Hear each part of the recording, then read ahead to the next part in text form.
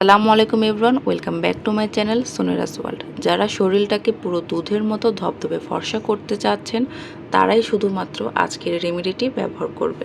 কেননা আজকের এই রেমেডিটি ব্যবহার করলে মাত্র একদিনে আপনাদের ত্বক একদম দুধের মতো ধবধবে ফর্সা হয়ে যাবে। যাদের ঘাড়ে এবং প্রাইভেট পার্টে বহুদিনের পুরনো ময়লা জমে আছে সেগুলোকে রিমুভ করতে হেল্প করবে। এছাড়াও যাদের শরীর এবং হাত পা রোদে পুড়ে কালো হয়ে গেছে, সান ট্যান রিমুভ করতেও অনেক বেশি হেল্প করবে। শুধুমাত্র সাবানের বদলে আপনাদের এটি ব্যবহার করতে হবে। আজকের এই রেমেডিটি আমি সম্পূর্ণই ঘরোয়া উপকরণ দিয়ে তৈরি করেছি। আমাদের হাতের কাছেই পাওয়া যায় এমন কিছু উপকরণ দিয়ে আজকের এই রেমেডিটি আমি তৈরি করে নিয়েছি। আশা করি ভিডিওটি স্কিপ না করে পুরো ভিডিওটি জুড়েই আমার সঙ্গে থাকবেন। আমি beauty tips related video share করে থাকি। যদি আমার ভিডিওগুলো ভালো লেগে থাকে তাহলে অবশ্যই আমার চ্যানেলটি সাবস্ক্রাইব করে নেবেন। কথা না বাড়িয়ে চলুন মূল রেমেডি শুরু করা যাক। প্রথমে আমি এখানে নিয়ে নিয়েছি চিনি। চিনি আমাদের প্রাকৃতিক স্ক্রাবার হিসেবে খুব বেশি ভালো কাজ করে।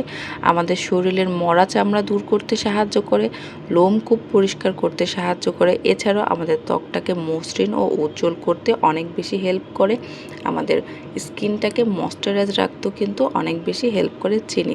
এখানে আমি একটি পরিষ্কার বাটিতে 2 টেবিল চামচ পরিমাণ চিনি নিয়ে নিব। এখন আমাদের যা লাগবে তা হচ্ছে এক্সট্রা ভার্জিন কোকোনাট অয়েল। যদি আপনাদের কাছে এই ঘানি ভাঙা নারকেল তেলটা না থাকে তাহলে কিন্তু অবশ্যই বাজারে যে সুগন্ধি জাতীয় নারকেল তেল কিনতে পাওয়া যায় সেটা ব্যবহার করবেন না। আপনারা প্যারাশুট তেলটা এখানে ব্যবহার করতে পারেন।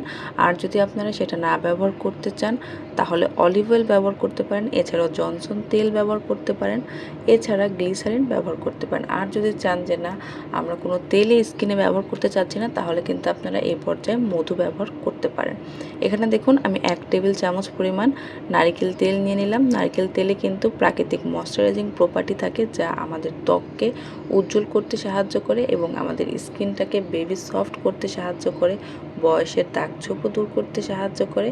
এছাড়াও কালো দাগছোপ দূর করতে অনেক বেশি হেল্প করে। এখন আমি এখানে নিয়ে নিব হলুদ। এখানে আমি কাস্তরি হলুদ নিয়ে নিয়েছি। যদি আপনাদের কাছে এই কাস্তরি হলুদটা অ্যাভেলেবেল না থাকে তবে এখানে আপনারা কাঁচা হলুদটা ব্যবহার করতে পারেন। কাঁচা হলুদ কিনে এনে শুকিয়ে এরপরে নিজের হাতে ভাঙিয়ে রাখতে পারেন। তাহলে কিন্তু এটা আপনাদের স্কিনেও ব্যবহার করতে পারেন, শরীরেও ব্যবহার করতে পারেন। বাজারে কিনা যে গুঁড়ো হলুদগুলো পাওয়া যায় সেগুলোতে কিন্তু ভেজাল মেশানো থাকে। এগুলো স্কিনে ব্যবহার করলে অনেক সময় আমাদের স্কিনে অনেক ধরনের ইরিটেশন হতে পারে।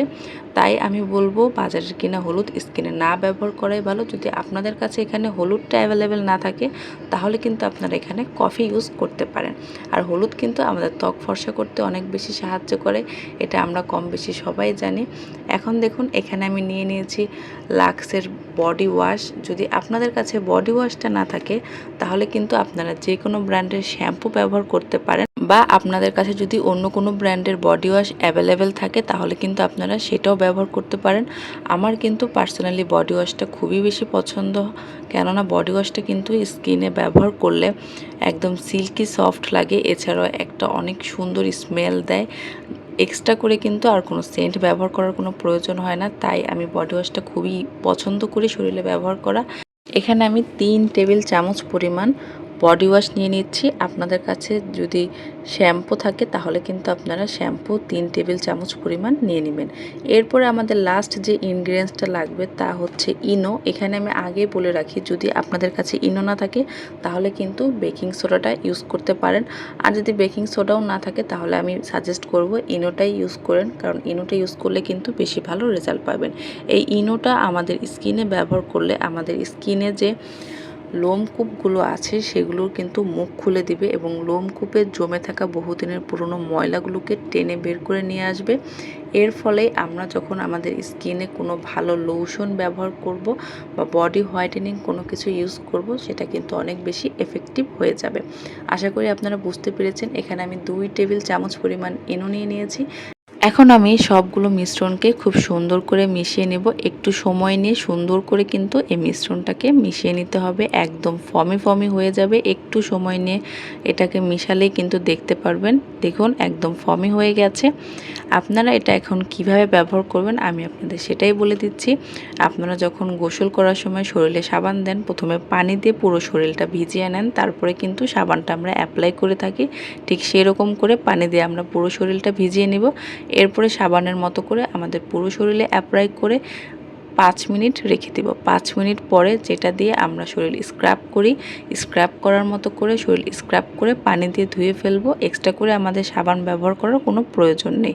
আর ভিজা শরীরের সাথে সাথে আপনাদের পছন্দ অনুযায়ী আপনারা যে লোশন বা বডি ক্রিম, বডি লোশন যেটা আপনারা আপনাদের শরীরে ব্যবহার করতে পছন্দ করেন সেটা কিন্তু অ্যাপ্লাই করে ফেলবেন। আশা করি আপনারা বুঝতে পেরেছেন।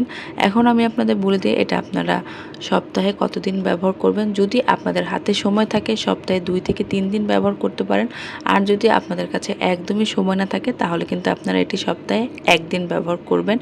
আর এই মিশ্রণটি তৈরি করে কিন্তু রেখে দেওয়া যাবে না। এটি যখন আপনারা তৈরি করবেন তখনই কিন্তু আপনাদের শরীরে অ্যাপ্লাই করে নিতে হবে। আশা করি আপনারা বুঝতে পেরেছেন। এটি রেখে দিলে কিন্তু এর গুণাগুণ নষ্ট হয়ে যাবে। আর যদি আপনাদের কিছু জানার থাকে তাহলে অবশ্যই আমাকে কমেন্ট করবেন। আমি আপনাদের কমেন্টের মাধ্যমে সব কিছু বলে দিব।